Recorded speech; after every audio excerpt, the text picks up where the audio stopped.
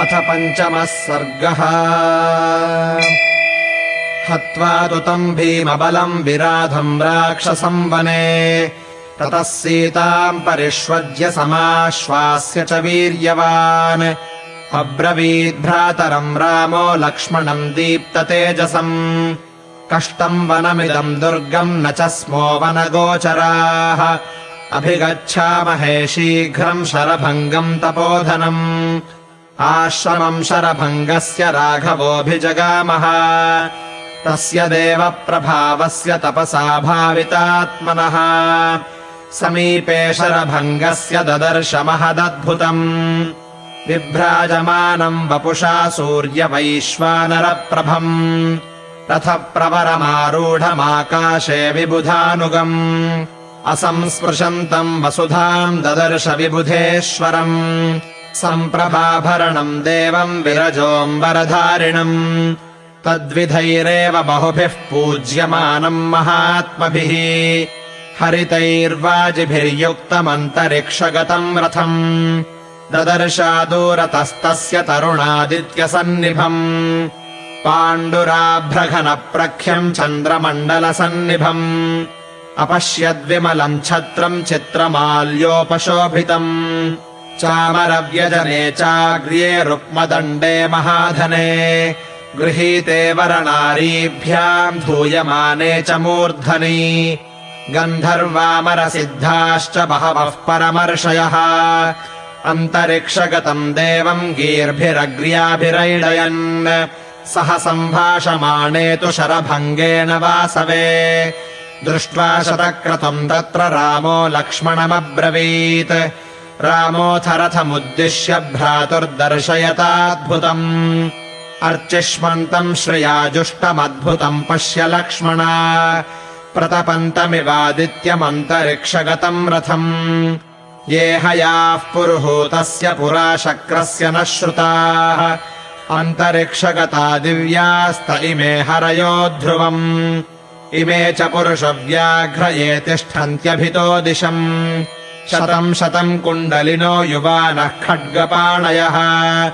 विस्तीर्णविपुलोरस्काः परिघायत बाहवः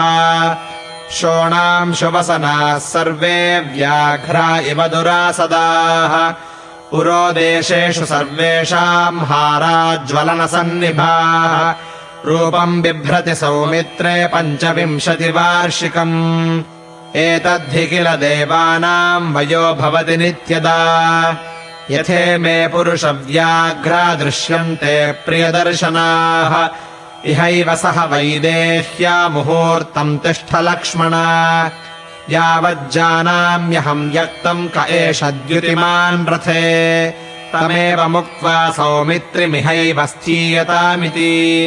अभिचक्राम काकुत्स्थः शरभङ्गाश्रमम् प्रति ततः समभिगच्छन्तम् प्रेक्ष्य रामम् शचीपतिः शरभङ्गमनुज्ञाप्य विबुधानिदमब्रवीत् इहोपयात्यसौ रामो यावन्माम् नाभिभाषते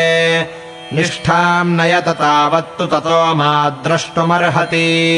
जितवन्तम् कृतार्थम् हि तदाहमचिरादिमम्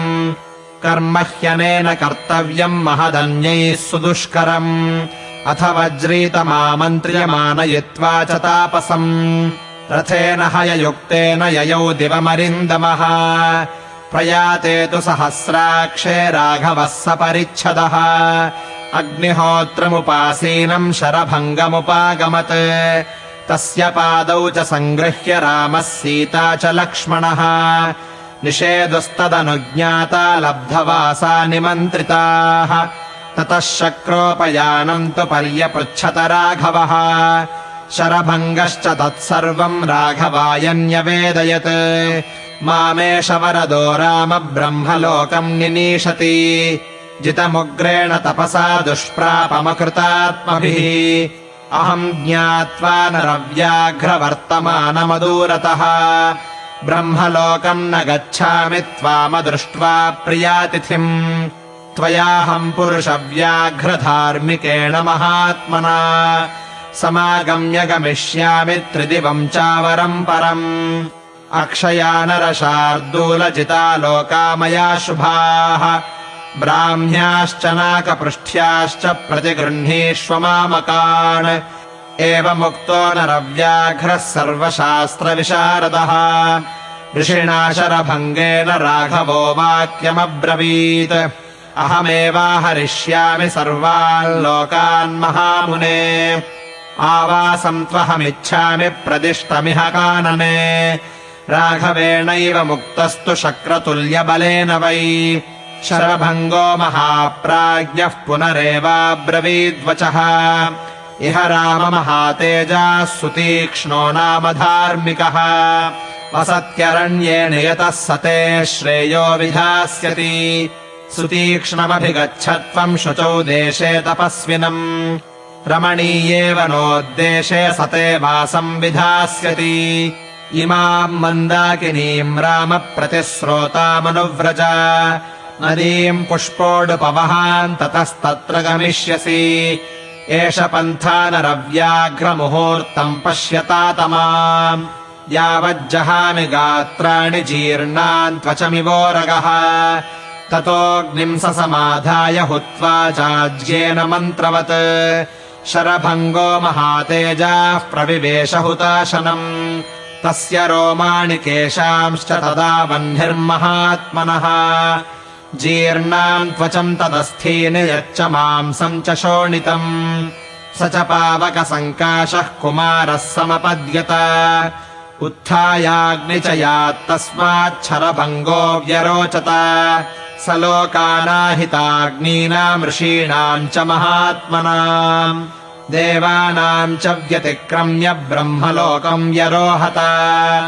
स पुण्यकर्मा भुवने द्विजर्षभः पितामहम् सानुचरम् ददर्शः